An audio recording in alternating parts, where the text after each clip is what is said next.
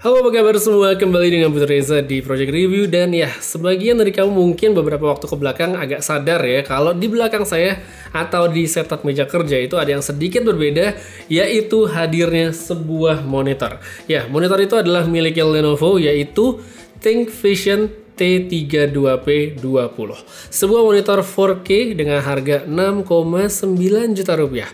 Mahal atau enggak itu tergantung, tapi yang terpenting worth it atau enggak sih buat dibeli. Dari soal desain monitor, sebenarnya ini tampak sederhana seperti monitor kebanyakan. Warna hitam minimalis dengan stand serta base yang cukup besar dan kokoh.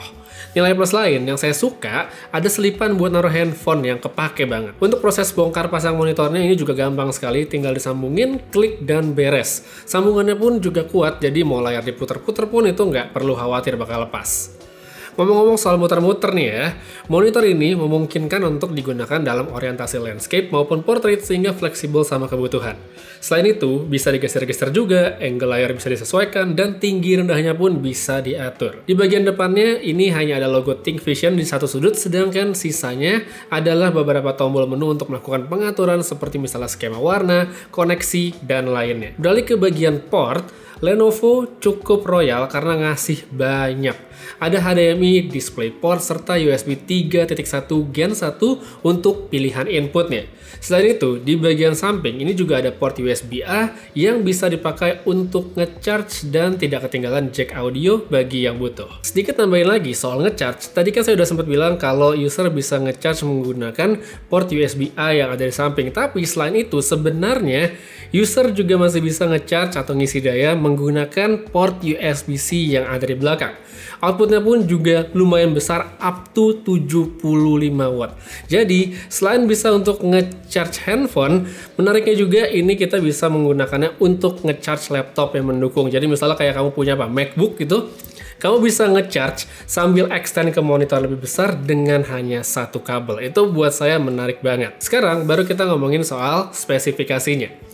Monitor ini punya ukuran 31,5 inci, rasionya 16:9, resolusi 4K. Udah standar bagus kekinian lah. Color gamut-nya rada nanggung sih sebenarnya kalau berdasarkan tulisan spesifikasi. 99% sRGB ya, entah kenapa nggak dibikin 100% sekalian. Tapi overall ini udah cukup banget untuk pemakaian kerja. Dalam konteks misal saya tentunya buat ngedit video, karena warna yang ditampilkan di layar monitor serta outputnya ketika misal saya coba setel di layar yang lain kayak di handphone, itu tetap oke dan sesuai sama ekspektasi. Selain enak untuk kerja, monitor ini juga dari pemakaiannya menurut saya oke untuk yang lain. Main game oke meskipun bukan spesifikasi gaming, buat berlama-lama browsing atau baca pun enak.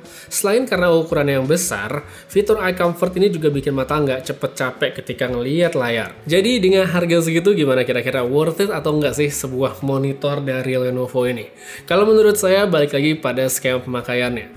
Kalau misalnya dipakai untuk ya aktivitas seperti yang tadi saya udah jabarin ya, misalnya office use atau misalnya kreatif kayak ngedit video, kalau menurut saya ini monitor bagus karena warnanya akurat, ketajamannya juga oke, dan yang terpenting resolusinya sudah 4K. Selain itu, untuk yang mungkin butuh pemakaian yang sedikit berbeda dengan orientasi portrait alias vertikal, ini juga bisa diakomodasi dengan baik oleh monitor dari Lenovo ini. Kalaupun ada satu hal yang saya rasa bisa lebih baik lagi dari monitor ini, mungkin adalah kehadiran HDR ya, sehingga sekarang nggak ada, tapi menurut saya itu bukan sesuatu yang bisa dijadikan patokan alias deal breaker sehingga membuatnya nggak jadi layak beli. Itu kalau menurut saya. Jadi kalau menurut saya ini adalah monitor yang oke sekali untuk pekerjaan sehari-hari, dan ya saya nggak ragu untuk merekomendasikannya bagi mereka yang punya kebutuhan sama seperti saya.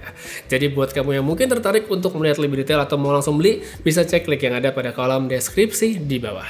Untuk sekarang kayaknya segitu aja review singkat saya tentang Lenovo ThinkVision T32P20. Terima kasih banyak telah nonton sampai habis. Putra Reza pamit, jaga kesehatan selalu, dan seperti biasa, have a nice day.